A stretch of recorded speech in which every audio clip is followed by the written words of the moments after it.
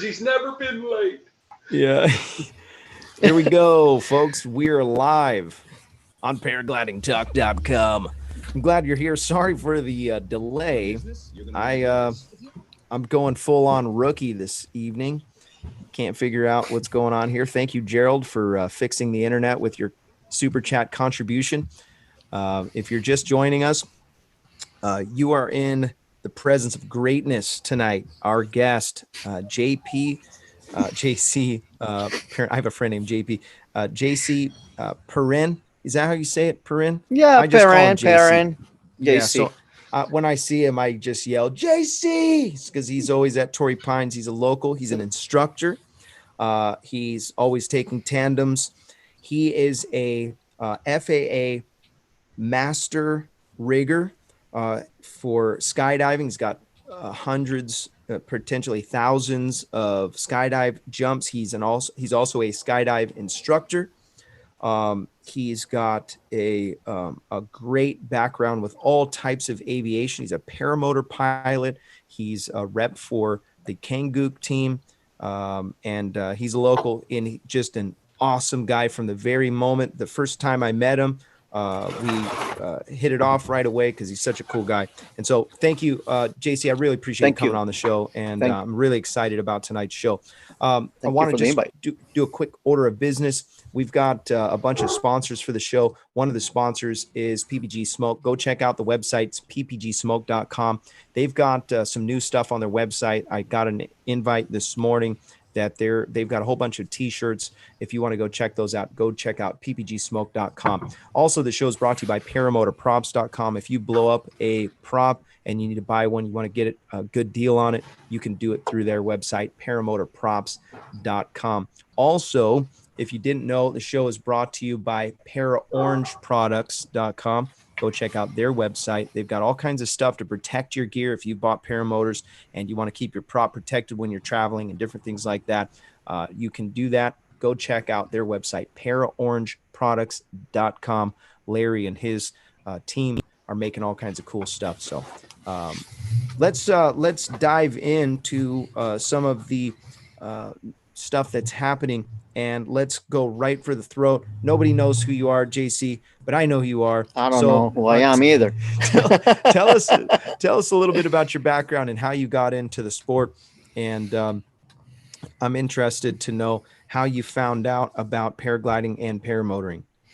Well, I started my my adventure in the sky, let's call it that way, many years ago in Venezuela, actually. I started skydiving 1992, 94, somewhere around there. I worked in the skydiving for many years in Venezuela until I came to the United States in 1998. When I came to United States in 1998, I came to improve my skills, and I was lucky enough that I was a young kid with a lot of energy, and I got help from somebody. They wanted me to stay in the United States. He wanted me to turn me into a tandem examiner right away and take his position in that company. So he wanted to retire. He wanted to keep me there. So he offered me a job a few months after I came as a tourist, actually. And I was lucky that I went to a lawyer. They helped me out to get my work visa, and I started working for them. I did a lot of cool things with this company. It's called Strong Enterprises. We did a lot of test jumps. We did, jumps with ATVs out of airplane and landing with them. We did an incredible amount of cool stuff. And a year later, when he wanted to retire, he wanted to give me his position, and I couldn't do it because I have way too many enemies, right? I was getting the best position in that company, and I couldn't. My goal is always to have fun and enjoy life, not to be in drama. So I quit. So I have no choice to go back home, right? That's what happened with your visa. When you are a sponsor and you quit, you need to go back home. But I was lucky enough that then another company, a skydiving company, asked me to stay. here we go one more time. The lawyers are the only ones making money on this deal. Yeah. But I worked for that company for a few years, and then September 11 came, and I said, I think I like the idea now to stay in the United States, so I applied for my green card in 2001, I would say. And I had a lot of support from the military. I was doing a lot of cool things for the military, and the Marines and the Air Force, and SOCOM, and Golden Knights. And then I got a lot of letters of recommendation when I applied my green card. Took a few years, but I worked in the skydiving all the way to 4 years ago, full time. So you got that's awesome. So your involvement with I was typing something, so I'm a little scattered. The transitioning and getting your involvement with you went from being recreational and then all of a sudden you're involved with United States military operations. Right.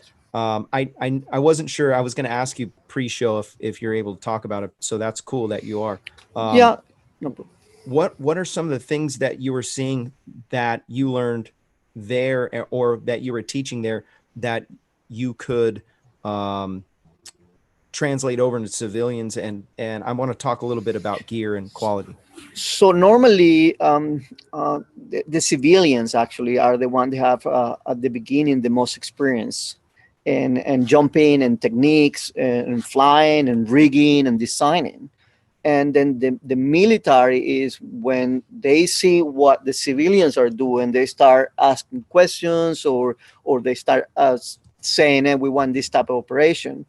And then we design the equipment for that specific operation. We do the testing, and then we introduce to them, and then they start using it in different operations, right? Oh, wow. So that's the way it normally works, or they have a specific requirement and they ask, hey, we need to do this, you guys help. Very interesting. So you started off skydiving. It was a recreational thing. You said, oh, that looks like fun, I'm going to try it. Was that in Venezuela? Yes. I remember 1981, 1982, somewhere around there. I was like 12 years old. I saw the opening ceremony, if I'm not mistaken, of the U.S. Olympics, and I remember seeing these guys jumping out of the airplane doing the three ring formation of and then the ring formation of the Olympics. And when I saw that, I was like, that's what I want to do, right? Like, it was clear to me that is my future. Obviously, I was 12 years old. My mom was like, you are your mind. So one of my trips, I was traveling through South America after I finished my school. I studied electronics or whatever it was. and on one of my trips coming back from Brazil, I have left my car at the border with Brazil and Venezuela.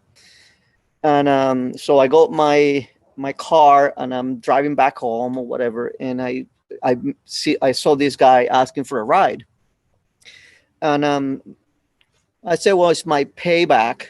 I'm gonna give this guy a ride. I already have 6,000 miles of rides because I went all the way to Buenos Aires, right? So I said, well, he was a cool guy. He was a guy like me today, right? He was a paraglider pilot, a skydiver, paramotoring guy. He was doing it all, right? And he gave me a number of a guy, information of the guy that was throwing people out of airplanes.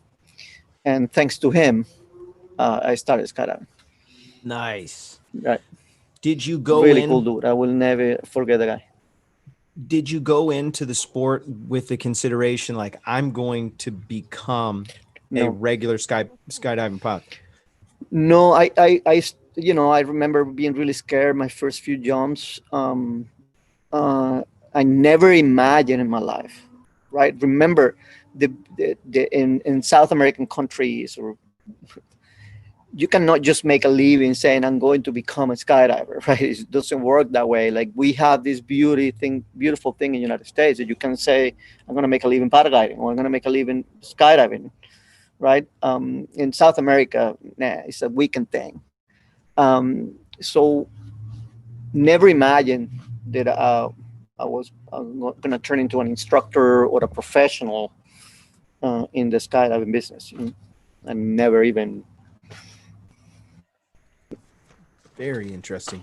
I've heard this on a regular basis where people that have gone skydiving, they just go once or twice. They go on tandems, and that's the end. But you pressed on. What was it that kept drawing you back? Uh, I think it was that the fear actually of doing this thing, because I knew that I wanted to do it. I wanted to be in the sky. I wanted to be a bird. I wanted. I always. I remember it was the beginning of the paragliding too, and I wasn't too keen in paragliding. My friends were already kind of getting hurt. The equipment wasn't that good. And the next thing was hang glider, that I could do, because I always thought hang glider was a beautiful thing to do. But then it's the equipment, the carrying, the storage, the put away. I couldn't do it. I didn't have a car. So I think it was the fear that I had at the beginning that it was pushing my buttons that I Oh, we lost JC. He's wouldn't frozen. get a Oh, you fear, froze right there. and Uh, I can't. Oh, I'm frozen. Yeah. yeah, you froze for a Sorry. second, so you're gonna have to rewind just for like five Can you hear me now? seconds. Yeah. So yeah, I think it was the that fear was making me, and that rush, that adrenaline was making me wanted to do it over and over and over again. It Until was you a caught me. combination of the two things. Got it. Let's talk about reserve packing. So you are considered a FAA master rigger. What does that mean? And then let's talk a little bit about your experience with maybe some people that you would say don't necessarily or shouldn't be packing. And I want to talk. We're going to kind of open this can of worms tonight. So, so being a master partial rigger is, by the FAA, is you have demonstrated that you have the capabilities to do repairs, major repairs, and some modifications. Right? It's different levels of riggers by the FAA. You have senior rigger, and master rigger, and then you have the PRE. The PRE is the one that tests the riggers, or the future riggers. Right? Um, I applied for the DPA and I got approved, and then something happened and I moved and I never pursued that. But uh, being a partial rigger is, can you read? Can you follow instructions? Are you aware of what you're doing and understanding the equipment? Right. And if you can demonstrate that with testing, with to the FAA, then it's easy. It's nothing too out there to become a senior rigger. To be a master partial rigger, then you need a lot of years in the business, right? Understanding. If you have a manufacturing experience, even better. And then that license allows you to do specific repairs on the repair side. Because it's an FAA regulated thing, not everybody can just do it, right? You need to have the knowledge and you have to prove it. So let's talk a little bit about packing and packing reserves. So you obviously know all the details of whatever it's going to take to. Um, Let me just cut to the chase. I want to pack my own reserve. I don't know all the detail. You said something there that I want to Yeah, kind of correct. yeah, I don't packing. know everything about packing, Uh huh. and I'm not going to assume that I know everything about packing. Sure. And that is what it makes the difference. It's like you need to understand what your level is and understanding that's a new equipment, and you better follow the manufacturer's instructions, because those are the ones who design it and test it for a specific way of deployment or whatever they did. That you better follow that. When you start going around because you think you know it all, is when you compromise that pack job. Make And sense? is this something that you've seen in Oh, many, many, many times. really interesting? So somebody Many, that many says, times. "I've been packing for 30 years. I know Many, everything there's to many, know," and they many, get a many. new I have saved people's life. Like I'm glad that I repacked that thing. And wow, and you're gonna find master parachute riggers that they're gonna say, or senior riggers, that they're going to find a lot of errors and pack jobs. wow, And not necessarily for somebody that is not a rigger. Anybody can make the mistake. right. You know what I mean? And that is why ideally you want to kind of give your reserve parachute to riggers that you know, and not all. I would say not always use the same rigger. Don't always use the same rigger. I don't like the always use the same rigger. Ah, okay. I like that. I don't like that. And I'm you know and I think it's an important thing to once in a while, Switch it obviously to up. somebody who is good. Yeah. You always fly with at least one reserve. Do you fly with a reserve on your paramotor? No. No reserve. Yes and no. So if I'm going to be doing, for me, having a reserve and a paramotor is one of those deals that, well, how much experience do you have? What are you going to be doing? Because sadly, the designs of any reserve containers in the paragliding and paramotor business, in my eyes, because this is what I did, I design equipment. And if I show you how a parachute looks, you want to see how a parachute looks? I can ask my wife here quickly to go get me one. Yeah. You're going to understand that the possibilities for you to have a premature open container on a skydiving equipment is really low compared to having a premature open container in a paragliding or paramotor business. Oh, And in interesting. skydiving, we're going 300 miles per hour in some cases, right? Right. If you have a premature open container at 300 miles per hour, 120 miles per hour, you kill yourself, you kill somebody, Yeah. right? So that's why I'm so like, every time I see new gear or old gear on the paragliding and paramotor business, it's just like, it kills me. It's like, who are the designers? Come on, guys. You know, we need to do it right. So that's the reason I don't like to use a reserve. For somebody who's new, I don't like new people having a reserve in their paramotors. And only if you're going to do a long cross country and you're going to be crossing scary places, yeah, have one. If you don't know what kind of weather you're going to encounter, yeah, have one. But to do a low, playing around, having a reserve parachute, you have more chances of creating yourself a problem. How long should somebody wait to repack a reserve? Depending. Um, this is what I used to design and build. Nice. This That's is two skydiving good. parachute. This is two parachutes in here. You have a main parachute in here. I don't know if I can show you. This is where the main parachute goes, and here is where the reserve parachute goes.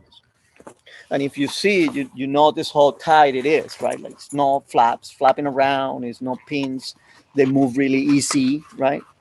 So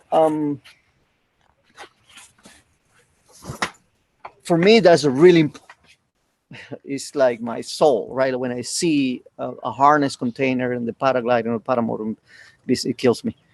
So you We need worked to with step it up. for 12 years. You worked for United Parachute Technologies, and you were talk a little bit about your role there and what you were doing, and some of the things that you contributed to the sport. Well, I started there in, I think it was 2004. I was coming from trying to open my own drop zone with my wife down south in a little place called Pahoki. And the hurricanes were screwing with our plans, and I was waiting for the county. So I went to the land. My wife was working she was a skydiver too. Oh, Jesus, skydiver.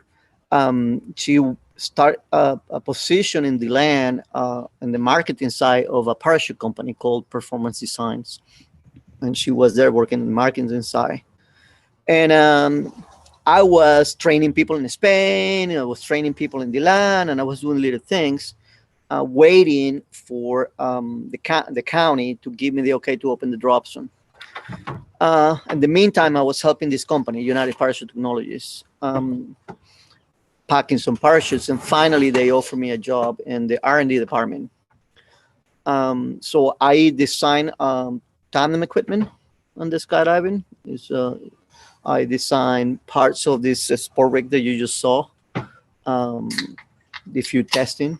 So I was the R&D guy for a few years, a few months. I don't remember well, until we got a big contract for the Marines, and we needed somebody to do the production, to be the production manager. So I worked there as the production manager. I changed the production floor. There's everything. Hire new people, whatever that I needed to do to produce this equipment that the Marines needed. So we had a group of engineers in the second floor of that company, and awesome guys, and they took a little trip to the Keys to buy a sailboat, and they had a crash, and they all of them died. So two of the guys that work in the company died, and one of the guys that was in the engineer department died. So when that happened, I was the production manager Oh my and gosh. the R&D guy for a long time. And Oof. so it was a cool thing, because I could design things that were going through production easier, because I knew my production facility, what is Could it I needed skip to it. do, Yeah. right? Yeah. You know what I mean? Yeah. And when the R&D guys were designing things after we hired new people, it was always a headache, because they didn't know how the production facility, Right. how the process was, right? So they were making big mistakes. Uh, so let's talk about your modern day. You're doing inspections quite a bit now. Um, you have a lot of experience with inspections. What's the most common thing that you're seeing on people's gear, whether it's reserves, whether it's their paraglider itself, or their harnesses? What are the problems that you're Oh, seeing on a regular basis, and on what on can we avoid? on the paragliding side or Yeah. paramotor side. Yep. Well, what I see is, you know, um, it's a lot of the handles. Let's call it start there, right? Most of the Okay. handles are always sticking out or ready to pop out, or they're not secure enough. Or when you sit or when you're kiting, the way the bottom of the seat hits the back of your knees is squeezing where the handle pocket is, and is making the pocket or the handle come out, right? Let's call it. I see that the flaps are always kind of insecure. I see that the closing loops that are using are probably too loose. You know, I see the new ones with the new zipper that splits and open are really cool. That's an interesting concept. I haven't seen Things that are before. improving. Things are improving, but I am the typical thing is the premature open container possibilities in Right. all of them, and that's the part that any paraglider pilot should be scared at launch. You better check your Absolutely. gear. Yeah, especially if it's You know windy. what? When I see a Torrey, let's call it, and I see these guys coming to fly, and I see them, right? Like I see that they got out of the car, they take the gear out, they go in the field, they never do a chink pet, a Pin pin check. check, never. And in a skydiving, a pin check is Life and death. before you put the gear on your back, before you board the airplane, when you sit in the airplane, when you get moving the airplane, and when you go, before you exit, you are doing pin check. So for me, the pin check is a Mm, thing that everybody should be doing every second. very good. I have seen people launching and reserves coming out. If Imagine you, that happens at Torrey. yeah, That's man, not a good idea. we have one of our guests, and the first guest ever that came on the show. He shared a story where he was playing around swooping these feral dogs and one of the dogs jumped up and grabbed the Grab the handle. pulled it out, and so it was a windy place, and so he was getting dragged up the hill, and it was not a good situation Not a until good it ended up in the bushes. situation. Yeah. Yeah. So you're on a regular basis nowadays. You're flying tandem. Well, because of COVID, there's been some breaks, Yeah. but have you been doing any skydiving lately? No, not lately. And Maybe the last 4 months, I maybe did one. you got this extended vacation. Have you been flying any place free flight? Yeah, I not much free fly. I did Blossom the other day with we went to a cab, come back, a I quick flew with one. you. That was you. I didn't even know. I Really? didn't even When? know that was you. There I was was with two tandem pilots that day. no, I And was no. Then no. what Mm. glider? I went I was blind. I was flying my BGD the Cure. Okay. Um and I think because it was only me and Ivan. I was getting bored, and it was kind of the end of the day, and he called me in the radio, said, "You want to go to a cap?" And we just went there, played for a little bit, and came back. The end of the day, it was not that many people in the air that day. That was like a week ago. Friday? Friday or I Saturday? don't remember because then after that I went to Humble, Oh. and I went with Giuseppe, right? Oh, okay. And we flew Muscle Rock, and then we flew Humble. We were lucky that we could, we took off even from the parking lot. It was Nice. so good. Oh, that's great. And Humble. Yeah, I have some pictures and some videos over there. We're gonna give Pretty something cool. away. Sean, if you will pull up the wheel. Yeah. Oh my God. We have Yes. a new sponsor that he's got all kinds of t-shirts. I'll share this. He's got some stickers that'll come with the t-shirt. I PPG believe he's swag. sending this out with the t-shirts. But he's a sponsor of the show, and the website, if you want to go check out these shirts, is ppgswag.com. He's got some awesome shirts, and if you're a paramotor pilot especially, you're going to really like these, so go check out their website. And so we're going to give one of those shirts away tonight. Absolutely. So here's how it works. If you've been chatting in the chat, your name's been put in the wheel. Sean, take it away.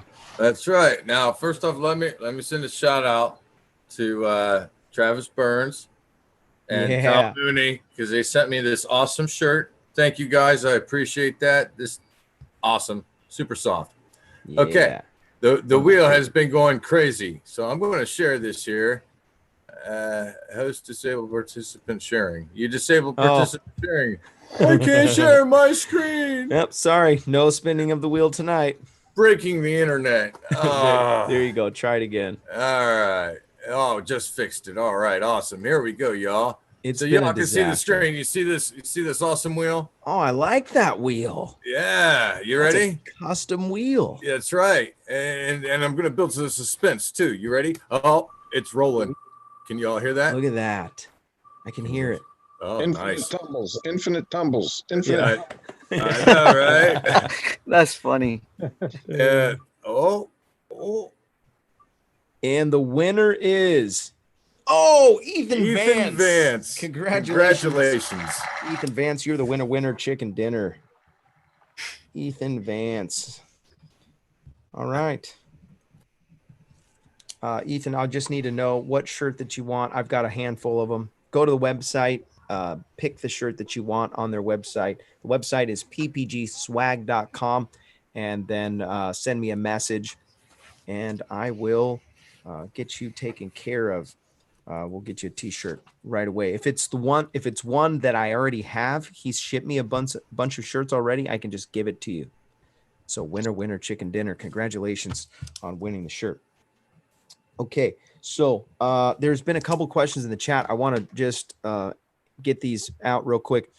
This is from Jim CR120. He said, when it comes to selecting reserve parachute, is it like wings? Where should we get one rated for our weight, or would it be safer to get the biggest reserve available?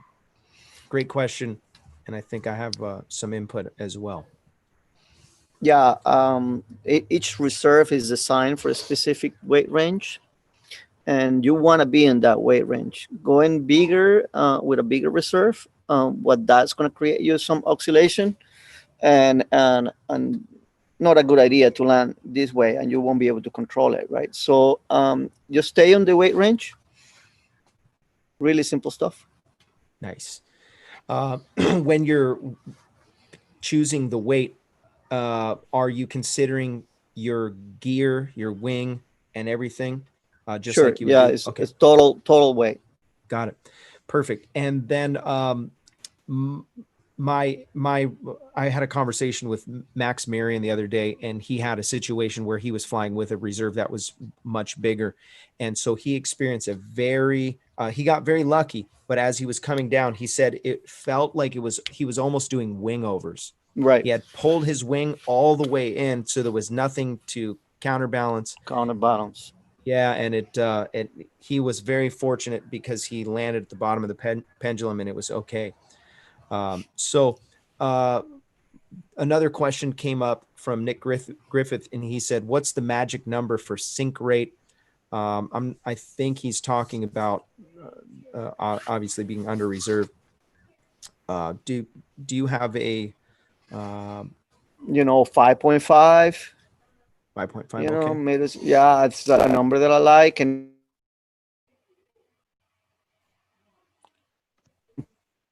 Dang it, froze again. faster than that.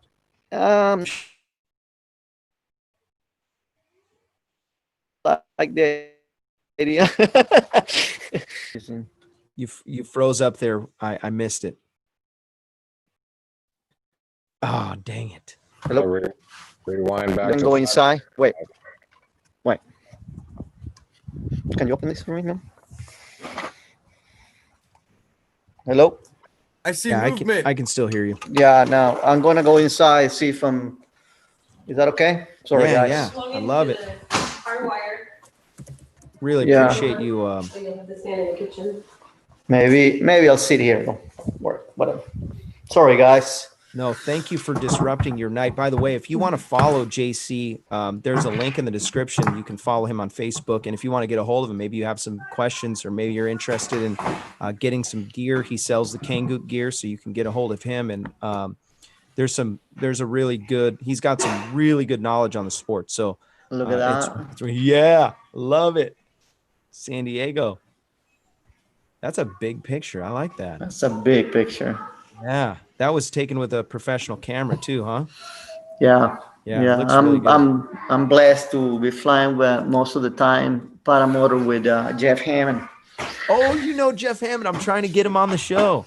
Oh yeah, I'll hook you up. No worries. Can you connect me? That would be amazing. Yeah, I've been flying. I have all my pictures. Every single picture that I have is thanks to Jeff Hammond. I'm the model. Yeah. We have a Nice. good time normally. We have a good time flying together. He's a really good guy. I'll really enjoy flying with him. I was flying with him yesterday. Oh, that's great. The question came up, and so can you just give a rough estimate of how long you should be waiting before you repack your reserve? Well, depending, right? It's depending on the environment or that you're keeping that reserve in. Normally, if you keep your reserve in a humid place inside the car, hot and humid in Florida, well, not a good idea. Maybe every 4 months, 120 days. Okay. If you keep it nice and dry, I'm my own rigger, right? Right. So I didn't touch my reserve for 2 years in my skydiving year. And normally, you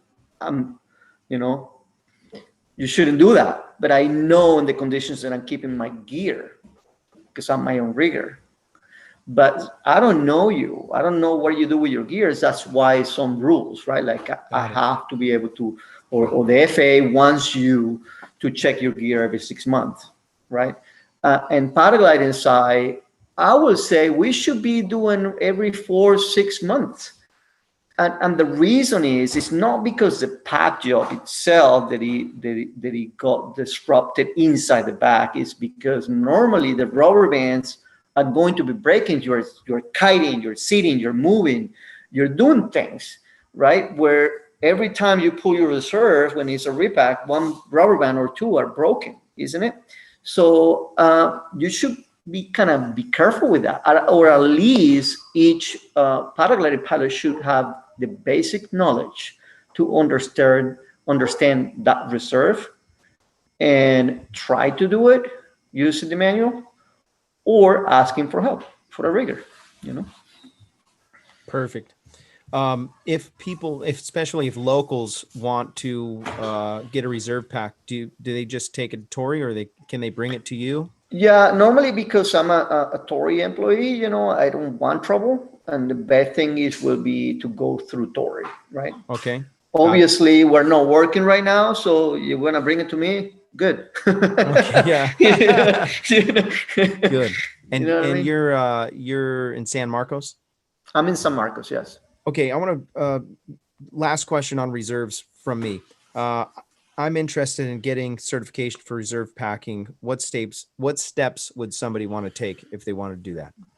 Well, sadly, or I don't know if it's a good thing or a bad thing, but the paraglider reserve they don't need to be packed by a certified rigger, right? Right. So if you know somebody that is an instructor, they has knowledge, they follow the instructions, and there is a guy that is conscious of what he's doing, you can give it to that person. In paragliding, it's not a certification that I know of. Got it. So I will probably try to, and that's how I became a rigger. I became a rigger because in Venezuela at the time was nobody that has the knowledge, and my equipment needed repairs. I was having hard pulls with my gear, and it was impossible to find a rigger. So that's why I said, you know what, I'm gonna start reading and understanding the equipment. And I got my mom's sewing machine, and I replaced that BOC pouch that needed to be replaced in my skydiving gear. And that's how I became a rigger. And I think anybody can become a rigger. You just need to understand how the deployment system goes and read, and not much YouTube, I think, but YouTube sometimes has good things too, right? Do you instruct on packing? I train a lot of riggers, but on the skydiving side. Okay, what about paramotoring? Who would you recommend? For like what? To get pack? training. Yeah. To get training? Mm-hmm. Yeah, I'll do it, Okay, cool. That's and beamers, these different reserves. I'm not sold on the beamer. Okay. That's separate. That's a whole different thing. I will not have a beamer as a main reserve. Right. Okay, and square around. Somebody asked in the chat. New technology is more like a square. It's a round, but it's really a square. Okay. It will act like a round. Interesting. Okay, so if you had to choose, you would choose a square over a round? Yeah, I will go with a square over the round. Okay, very good. Okay, let's shift gears for just a second, and let's talk about a time when you went paragliding and you were out of control, and you thought you were going to die, and what lessons did you learn?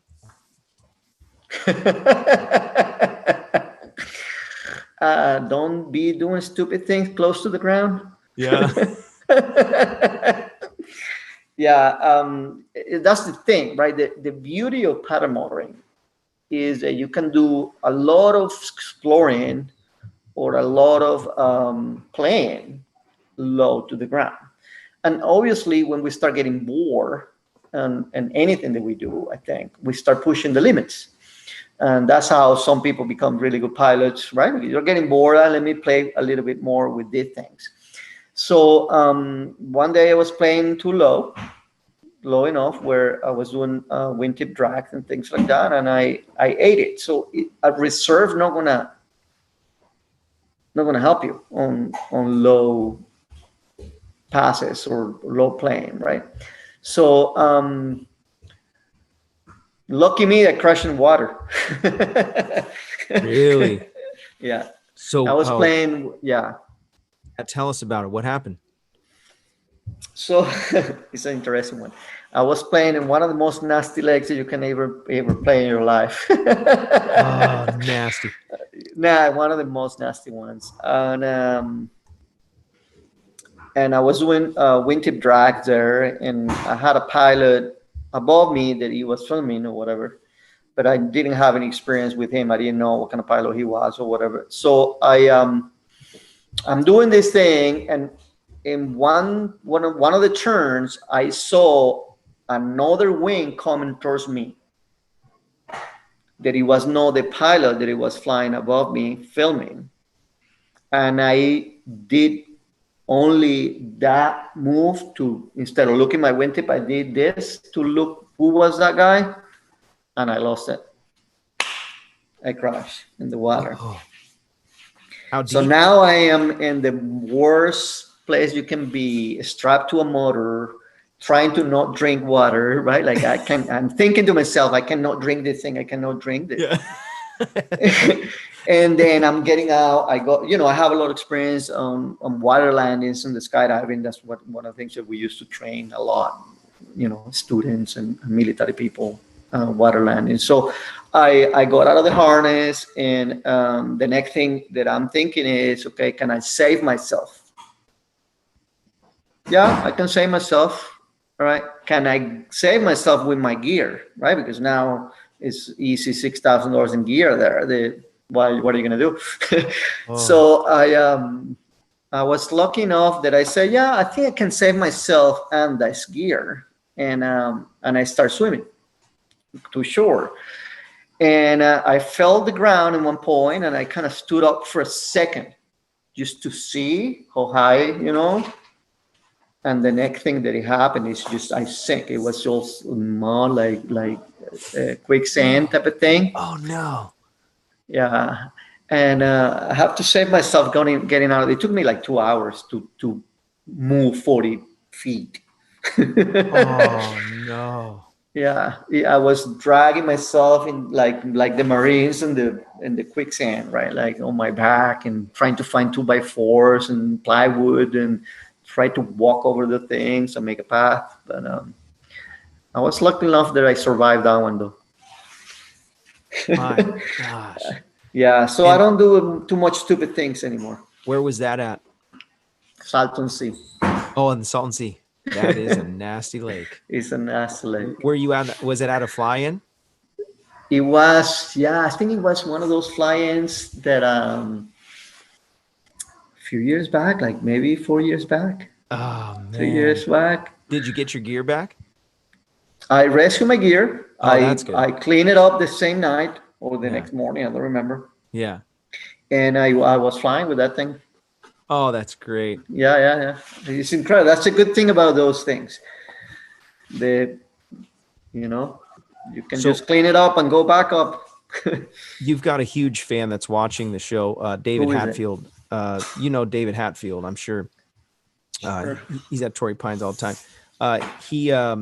He's also a skydiver, and he's been skydiving for years and years. You probably jumped together at some point. He was asking about the beamer and your experience with the beamer, and he said he would not use a beamer. Can you clarify on that? I will not. Yeah, I will not have a beamer as my primary reserve.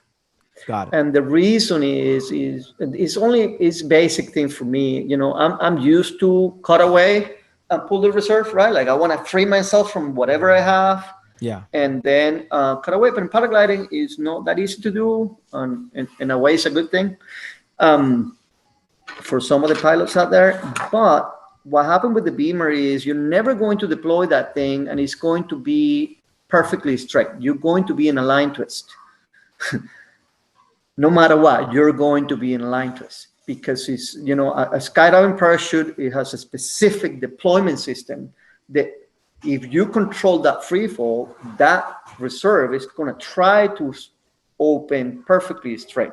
In some cases can have a line twist, but in a toss, reserve toss, is no way that you're going to have a perfectly straight opening. So you're going to have 1, 2, 3, or 4 or more line twists. So you're normally going to be deploying these things close to the ground in a way, close to a cliff in a way, and you're going to be flying backwards. You don't have time to get out of there. You don't have time to release the brakes. You're going to be going downwind. The second thing is that I don't like the idea of my reserve not bouncing back. I want a reserve that it hits my main and it wants to, it's always flying, right? It bounces back. The problem with beamers are, that is not a problem, it's a design, is if it touches your main, it's going to deflate in that moment. It's going to reinflate back, but it's going to be deflating, right?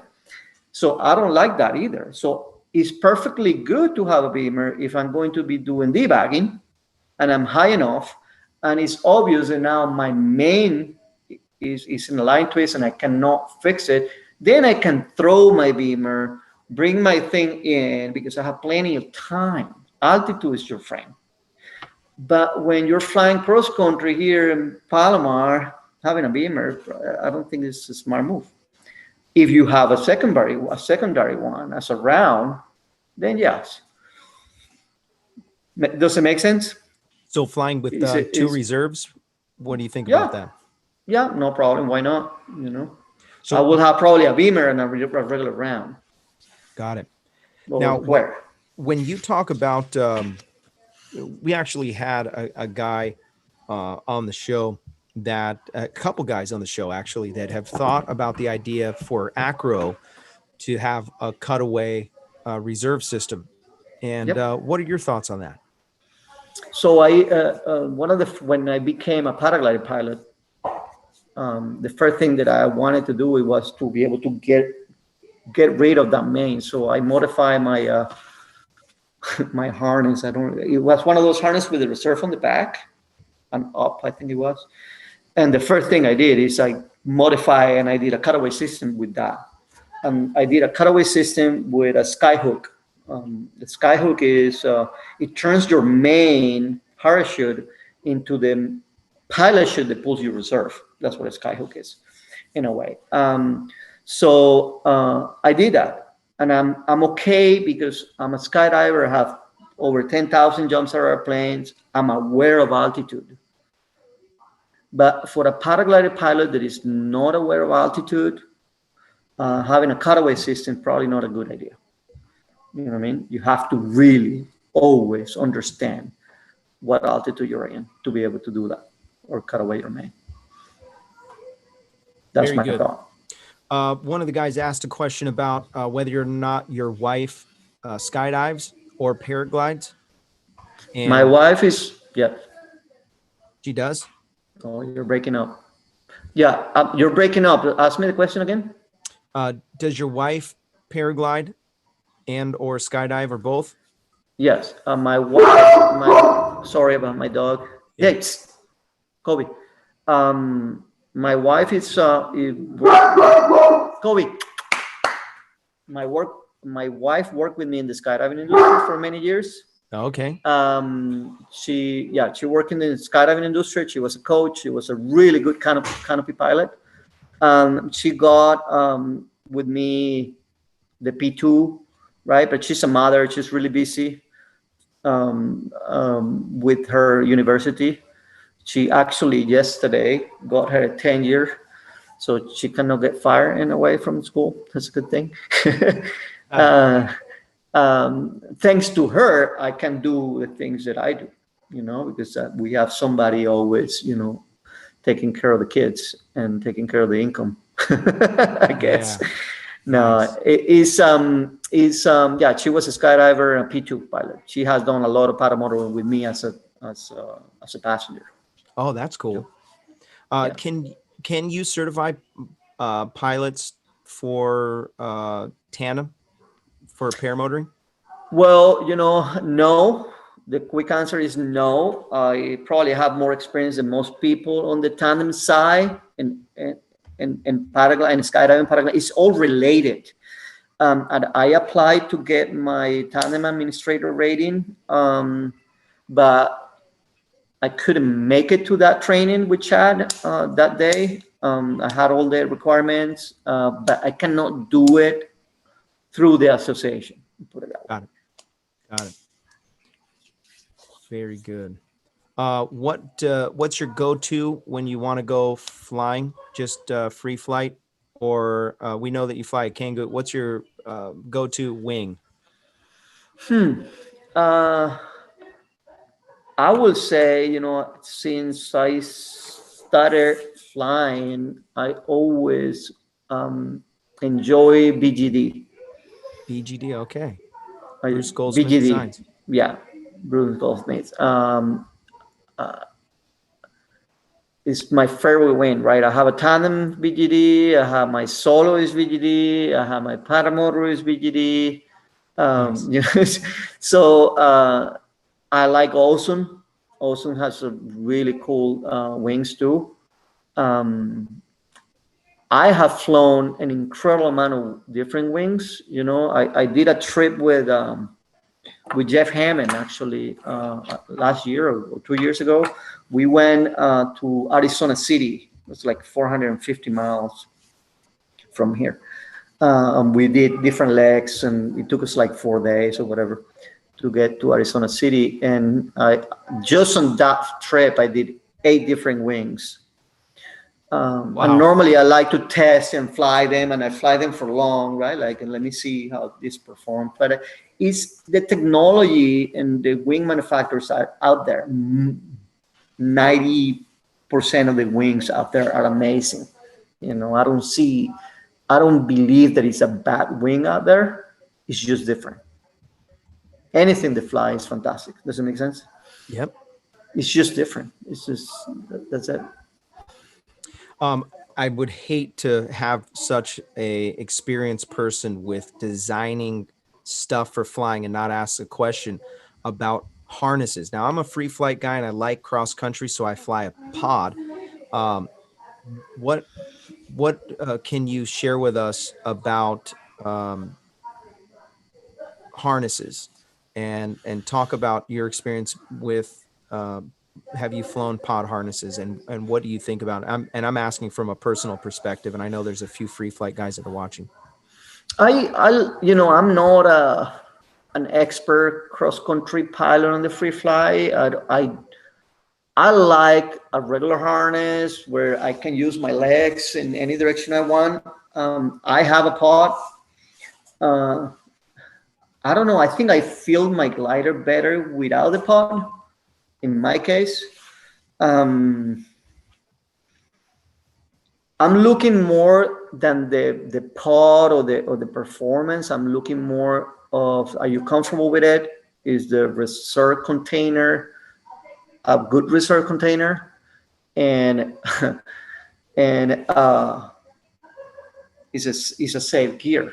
That's it. Is overall is a safe gear. Then you're good. I'm not into. I fly a lot of different ones normally. Like on this trip that I did to Humboldt, I was flying my pod harness, but for me, it's more important safety on the harness. Is a foam? Is an airbag? What kind of airbag it is? Is it? I'm looking more for safety than performance or comfort in a way. Okay.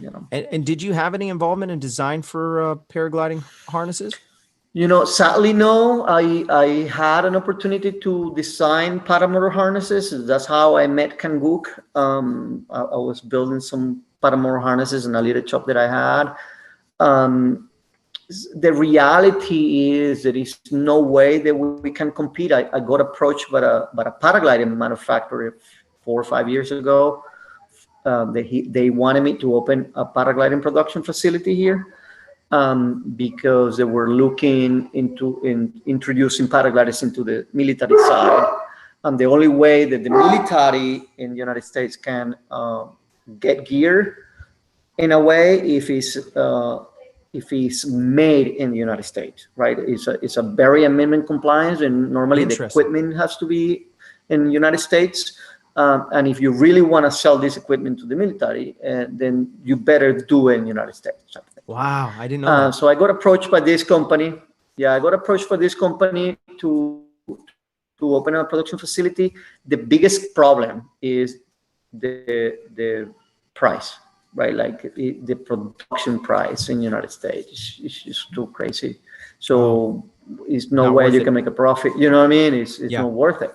I did it, and it's not worth it, right? People don't want to pay the price, so they're gonna go for something made in Thailand or China, whatever that is from. The price is, you know, around the $1,000 or the $300 and a paramotor side, right? If it's made in the United States, it's going to be over the $2,000 on a paragliding harness. Very good. The most basic one. You know? Yeah. So man, I feel like we need to have a whole nother show, man. There's so many things I want to ask you and talk about. But we're almost out of time. I do want to say that I appreciate the sponsors of the show. This show is brought to you by Nebraska PPG. Josh Bowden has a school. There's a link in the description. Go check out his website. Also, the show is brought to you by the Tri-State Skywalkers. Such an awesome group. If you want to become a part of the Skywalkers, you can reach out to Brandon McCloud. There's a link in the description. He's also got a new website for selling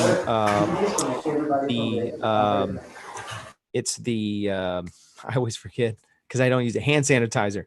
And it's incredible. It's actually really good stuff. So the hand sanitizer you can buy at germgladiator.com. Go there. It's a really good deal. You're not going to be able to find it at the store. Walmart still is out of stock all the time. And so go to their website, germgladiator.com. My mom, she's always telling everybody, I bought some. I think Larry bought some the last show, and they really like the smell. They like how it works. And so go check out Germ Gladiator. The show's, my wife just yelled, I want some.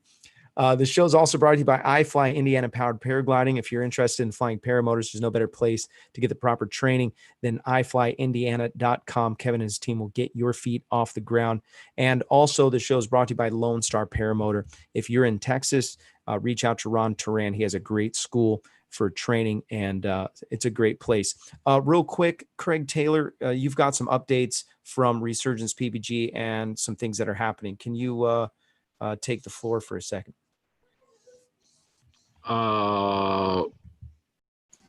Okay.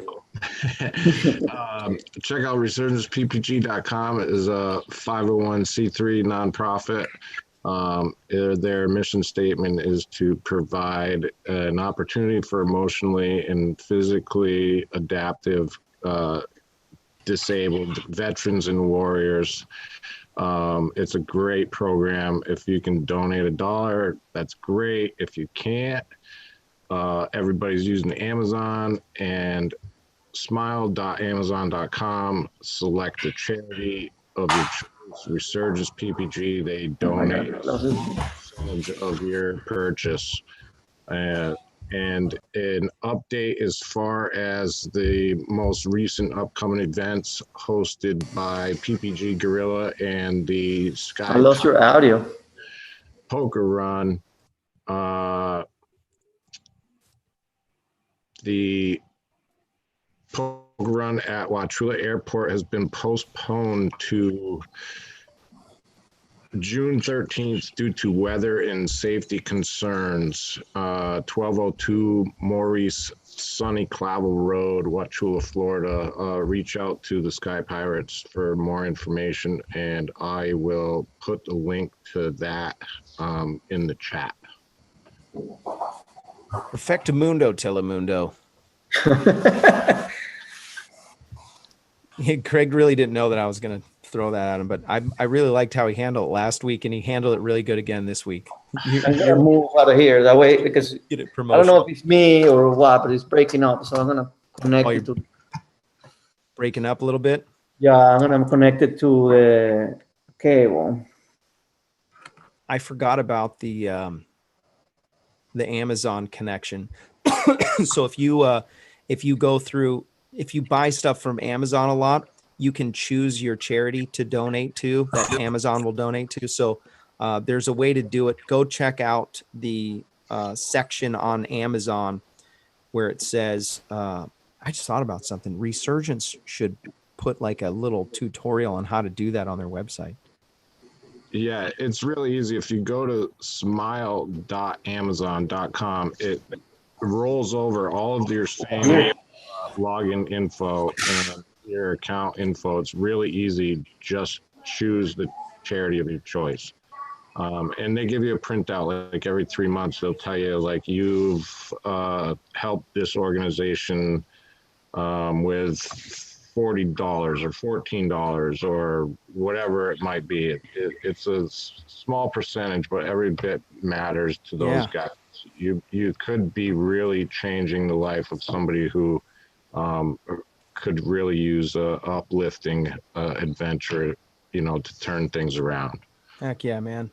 Yeah, when I hear stories, and I've got some friends that had PTSD, and I think about, I've got a couple guys in mind that I could totally see them getting involved in paramotoring and this being a help. And when I heard the story about, thank you, baby. When I heard the story about how it helped a handful of our brothers, I was like, wow, man, that is super cool. I want to invest in that. So I really appreciate Resurgence of PPG and what Todd Scandrett's put together for our military guys. By the way, if you served in our country and in any aspect, we appreciate you and are grateful for what you've done for our country and putting your life on the line. It's not taken lightly by me or my family or most people on this show. And so I really appreciate your service. So thank you. JC, will you please come on again at some point? Maybe in a year or so. For sure. Anytime you want, my friend. Okay, or 6 months or so. Anytime, brother. Okay, that's what I wanted.